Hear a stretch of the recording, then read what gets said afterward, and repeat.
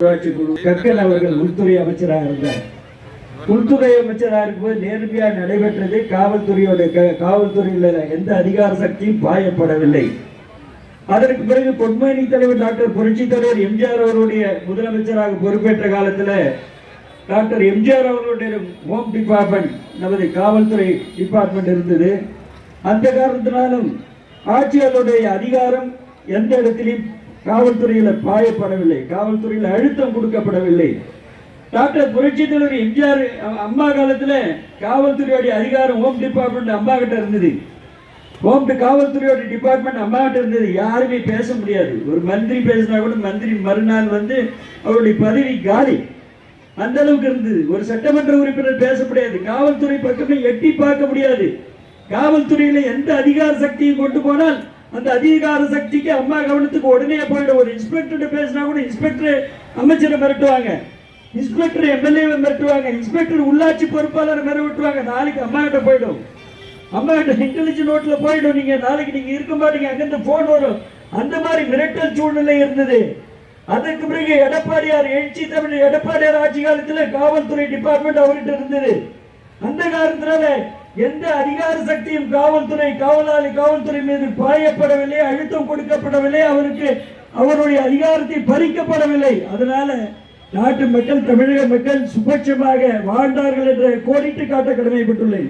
இந்த தினம் சொன்னாங்க, அம்மா சொன்னாங்க, ஒரு காலத்துல காவல்துறையுடைய ஈரல் பாதிக்கப்பட்டுள்ளது என்று சொன்னாங்க. கருணாநிதி ஆட்சி முடிஞ்ச உடனே அம்மா முதலமைச்சர் காலத்துல காவல்துறையுடைய ஈரல் பாதிக்கப்பட்டு விட்டது, அதை சரி செய்ய வேண்டும் என்று குறிப்பிட்டார்கள். அந்த மாதிரி காவல்துறை நினைத்தது அனைத்து இந்திய அண்ணா திராவிட முன்னேற்ற கழகம் என்பதை நான் பெருமையோடு சொல்லிக்கொள்ள கடமைப்பட்டுள்ளேன்.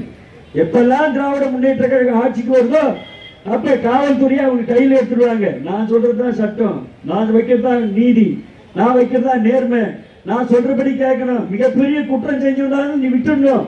அவங்க குற்றத்துல நீங்க கண்டுக்கூடாது. பப்பாவி மக்களை கூட தண்டிக்கலாம், குற்றவாளி தண்டிக்க கூடாது என்று காவல்துறைக்கு அதிகாரத்தை செலுத்துகின்ற ஒரு ஆட்சி தான் திராவிட முன்னேற்ற கழக ஆட்சி என்ற குற்றச்சாட்டை நான் வைக்க கடமைப்பட்டுள்ளேன். அதனால் ஏற்பட்ட விளைவுதான் இன்றைக்கு தினம் கள்ளக்குறிச்சியில் 62 பேர் உயிரிழப்பு. மிகப்பெரிய விதவைகள் இருந்த அந்த கருணாபுரம் ஊராட்சி மிகப்பெரிய விதவைகள் இருந்த ஊராட்சியா மாறி போச்சு. அந்த பரிதாபம் யார் கொடுப்பாங்க? உயிர் போட எப்படி வருமா? உயிரோட விலை மதிப்பு என்ன? உயிரோட விலை மதிப்பு தெரியுமா? இந்த தினம் என்ன மாவட்ட ஆட்சித்தலைவர்கிட்ட அதிகாரம் கொடுத்து பேட்டி கொடுக்க வைத்த நபர் யார்? கள்ளக்குறிச்சியில அதிகாரம் கொடுத்து சுரேஷ் என்றவன் இறந்தவனே அதிகாரம் கொடுத்து பேட்டி கொடுக்க வைக்கின்ற அந்த அதிகார சக்திக்கு அழுத்தம் கொடுக்கின்ற நபர் அந்த தொகுதியோடைய சட்டப்பேரவை உறுப்பினர், மாவட்ட கழக செயலாளர் என்ற குற்றச்சாட்டு தான் எங்களுடைய குற்றச்சாட்டு. 2 சட்டமன்ற உறுப்பினர் ஏற்பட்ட விளைவுதான் இன்றைக்கு கல்லாய் மலையில் ஒரு கள்ளச்சாலை விபத்து என்பதை நாங்கள் கோடிட்டு காட்ட கடமைப்பட்டுள்ளோம். காரணம் என்னவென்று கேட்டால், கல்லாய் மேல காய்ச்சுவாங்க, ஆண்டாண்டு காலமாக காய்ச்சுவாங்க, காய்ச்சி அவங்க வீட்டுக்கே எடுத்துக்குவாங்க. கடுக்கா கொட்டை போட்டு கூட காய்ச்சுவாங்க. அந்த பரிகம் பகுதி அந்த பகுதியெல்லாம் காய்ச்சுவாங்க. இப்ப விரிவாக்கம் பண்ணிட்டாங்க. ஒரு சட்டமன்ற உறுப்பினர் 5 முறை சட்டமன்ற உறுப்பினர் ஆக்கப்பட்ட பிறகு அது விரிவாக்கம் செய்யப்பட்டது. காரணம் மெத்தனால் என்ற போதைப் பொருள் கலக்கப்படுகிறது என்ற குற்றச்சாட்டு பத்தல. அங்க காய்ச்சல் சாயம் பத்தல, அதுக்கு மெத்தனால தேடுறாங்க. மெத்தனால் என்ற போதைப் பொருள் கொண்டு வந்ததின் காரணமாக மிகப்பெரிய உயிரிழப்பு வந்து போச்சு. இன்றைக்கு இருக்கிறவங்களுக்கு கண்ணு தெரியல. 181 பேர் ஹாஸ்பிட்டல் அட்மிட்டட், 20 பேர் சீரியஸ், 62 பேர் உயிரிழப்பு. இந்த 182 பேர்ல இன்னும் எத்தனை பேருக்கு சீரியஸ் ஆகுதுன்னு தெரியல. இதுல கிட்டத்தட்ட பாதி பேருக்கு மூளை பாதிக்கப்பட்டு விட்டது. கண் பார்வை பாதிக்க தேவையில்லை. சிபிசிஐடி வந்தாலும் திரும்ப காவல்துறையின் மீது அழுத்தம் வரும், பிரஷர் வரும், ஆளுங்கட்சியோடைய பிரஷர் அழுத்தம் தொடர்பு வரும். என்ன எப்பெல்லாம் திராவிட முன்னேற்ற கழகம் வருதோ அப்புறம் காவல்துறையை கையில் எடுத்து கொள்ளுகின்ற ஒரு நிலைமாறி கண்ட தமிழகம் தான் அந்த தமிழகம் என்ற குற்றச்சாட்டு தான் எங்களுடைய கடுமையான குற்றச்சாட்டு என்பதை நான் அன்போடு தெரிவித்துக் கொள்ள கடமைப்பட்டுள்ளேன். சமாய் சங் மீனா ஏன் போனாரு, எதுக்கு போனாரு? இன்னைக்கு சஸ்பெண்ட் ஆயிட்டாரு. அந்த பரிதாபம். 8 மாசமா அவரால் செயல்பட முடியல. அந்த மாவட்ட செயலாளருடைய பிரஷர், மாவட்ட நேருடைய ஏகோ வேலு அந்த பொறுப்பு அமைச்சருடைய பிரஷர், அவரால் வேலை செய்ய முடியல. வேலை செய்ய மூடி வந்ததால் அவங்களுக்கு விட்டு கொடுத்து சட்டத்தை கையில் எடுக்காத விட்டு கொடுத்து வந்ததின் காரணம் அந்த பரிதாப நிலைமை. இன்னைக்கு சஸ்பெண்ட் ஆகின்ற நிலைமை. அது மட்டும் இல்ல, தமிழ்ச்செல்வன் டிஎஸ்பி சஸ்பெண்ட் ஆகியிருக்காங்க, 9 பேர் சஸ்பெண்ட் ஆகியிருக்காங்க. மாவட்ட ஆட்சித்தலைவர் அன்பிற்கினிய நமது ஜடாவத் மாற்றப்பட்டுள்ளார். இந்த நிலைமை தேவைதானா?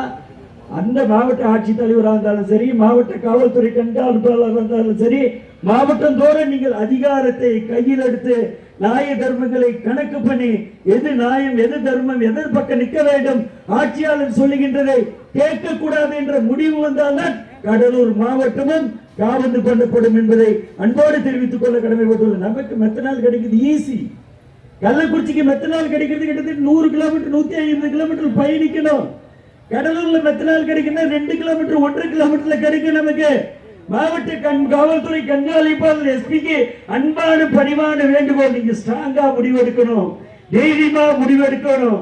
ஆட்சியாளரோட அதிகாரத்துக்கு கட்டுப்படக்கூடாது. எதுக்கு கட்டுப்படணுமோ கட்டுப்படுங்க. அன்றைக்கு எம்ஆர்கே பன்னீர்செல்வம் இருக்கின்றாரா, என்ன சொல்றாரோ நியாயத்தை கேளுங்க, தர்மத்தை கேளுங்க, நீதியை கேளுங்க.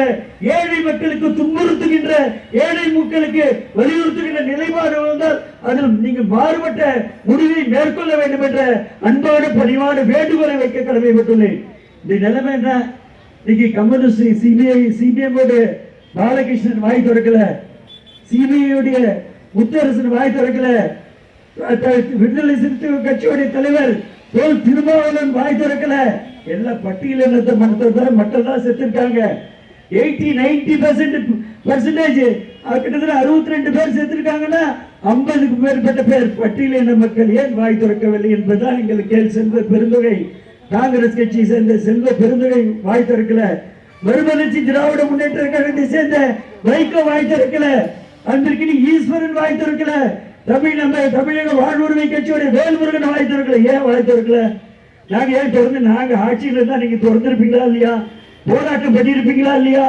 ஆர்ப்பாட்டம் பண்ணிருக்க அங்கங்க வெடிச்சிருக்குமா இல்லையா? ஏன் இந்த அவல நிலை என்பதை இது மக்கள் பிரச்சனை, பொதுமக்களுடைய பிரச்சனை, மாநில பிரச்சனை. மாநில மக்களுக்காக நீங்கள் குரல் கொடுக்க வேண்டியவர் ஏன் வாய்மூடியாக இருக்கின்றீர்கள் என்பதுதான் எங்களுடைய குற்றச்சாட்டான கேள்வி என்பதை அன்போடு தெரிவித்துக் கொள்ள கடமை. போயிட்டு வந்தா போதுமா? மக்கள் பிரதிநிதியா வந்துட்டீங்க, நாங்க வரவேற்க, நீங்க எம்பியா வர இருக்கீங்க, வாய் திறக்கணுமா இல்லையா? எப்பேற்பட்ட ஆர்ப்பாட்டம் நீங்க பண்ணிருக்கீங்க எங்க ஆட்சி காலத்துல நாங்க பார்த்திருக்கோமா இல்லையா? ஏன் இந்த நிலைமை அவல நிலை என்பதால் எங்களுடைய எதிர்கட்சி தலைவர் பொதுச் செயலாளருடைய கேள்வியும் அதுதான், எங்களுடைய கேள்வியும் அதுதான். பொதுச் செயலாளர் குறிப்பிட்டார், எக்கியாபுரத்துல மரக்கான பக்கத்துல 22 பேர் உயிரிழந்தாங்க. அன்னைக்கே ஹோம் டிபார்ட்மெண்ட் காவல்துறையுடைய மானிய கோரிக்கையில கஞ்சா பெருக்கெடுத்து ஓடுது, கள்ளச்சாராயம் பெருக்கெடுத்து ஓடுது, அபீன் பெருக்கெடுத்து ஓடுது. ஏழை எளிய மக்கள் பாதிக்கப்படுறாங்க, பள்ளி மாணவ செல்வங்கள் பாதிக்கப்படுறாங்க. நான் இரும்பு கரம் கொண்டு அடக்குவேன் என்று அன்னைக்கு சொன்ன முதலமைச்சர் ஏன் கோட்டை விட்டாரு? கள்ளக்குறிச்சியில ஏன் கோட்டை விட்டாரு? எங்க இந்த கோட்டை வந்தது? இதற்கு யார் காரணம்? எந்த ஆட்சியாளர் காரணம்? ஆட்சியாளர் அதிகாரம் எங்க பாஞ்சிருக்கு? யாரா இருந்தாலும் சரி, நாங்க நிக்க முடியுமா? நான் ஒரு காவல்துறையில இந்த மாதிரி ஒரு நிகழ்வு பண்ணிட்டு அம்மா பேர்ல எடப்பாடி பேர்ல நான் சட்டமன்ற உறுப்பினர்